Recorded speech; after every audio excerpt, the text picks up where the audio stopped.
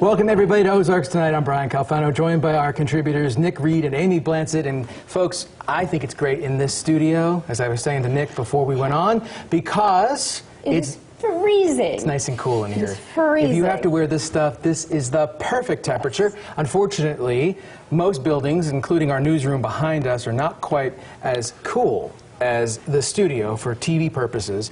And I gotta tell you, this is only going to get worse because of the LEED environmental standard certification that all new buildings are striving for.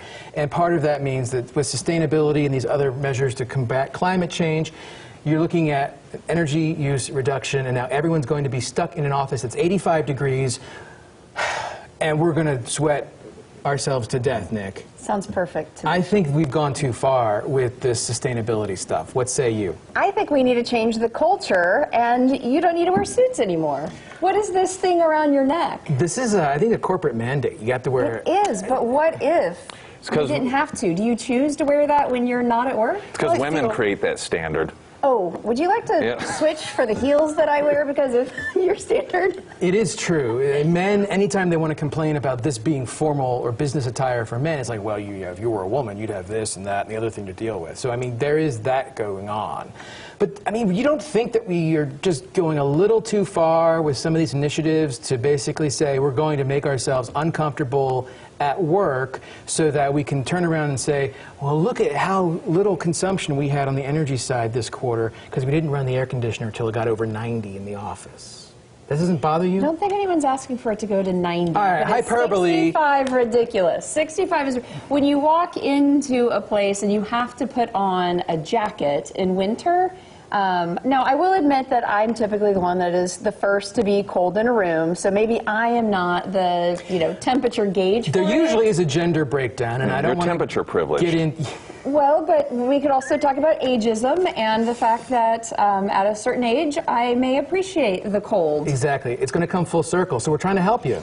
But I still appreciate the environment, and yeah, I would choose to dress down versus cranking the air and seeing my... The other is, I just don't want to pay the utility bill. It's fine whenever the company's paying for it, but when it's my company or it's my house, I don't want to pay for it. But isn't it the case that with a lot of things, it becomes a movement and we tend to just go too far? I don't know that not running your air conditioner as much as you want to be comfortable is going to make that much of a difference with climate change, global warming, whatever it is that you want to call it. Am I wrong on this? Well, I mean, India and China, they're the big offenders, and measured response is what we're looking for. Part of the problem, and you're right, these become movements. A lot of times it's for people who want a purpose, feel important, and I'm not saying always. And this Tell us about the stuff with the environment. Well, so there was an outlet, and they were asking people. This was recently people to confess their environmental sins. So if there were times that you could have done more to help the environment, but you didn't, what was that time? And so there were people. One lady talked about her son living on the opposite coast, and she would fly to see him. But there were some people that were really patting themselves on the back. One person said, I've been a vegan for 5 years, so I don't have any reason to apologize for what I've done with the environment. And I just imagine this person, they use their phone in order to do that. And I think, that starts with mining metals in some country that doesn't have any sort of environmental regulations, probably kids with little tiny hands. And then all of that mined stuff with all the pollution, it gets sent. They've got to ship it to a factory all the plastic yes, all of the people who work at that place driving there in their vehicles, whatever it might be, mass transportation or otherwise. And I mean, you're just talking what it takes to get the electricity, all that.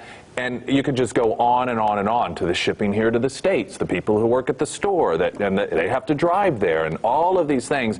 But this person feels like, I don't contribute to environmental problems as they type it on there.